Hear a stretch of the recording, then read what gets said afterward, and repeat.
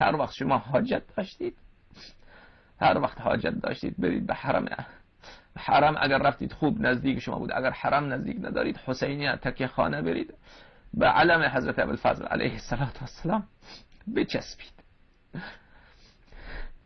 هر حاجتی که داشته باشید این علم به شما عطا میکنه.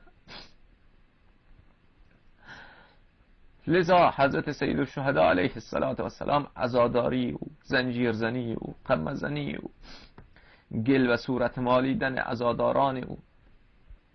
روی آتش را رفتن عزاداران، همه اینها برادر عزیز من، اینها نه تنها ضرر نداره بلکه تمام دین و ایمان به برکت عزاداری سید الشهدا علیه السلام زنده است. اگر نماز هست، اگر مسجد هست، اگر دین هست، همه اینها صدقه سر حضرت ابی عبدالله سید الشهدا علیه السلام و صدقه سر علمدار کربلا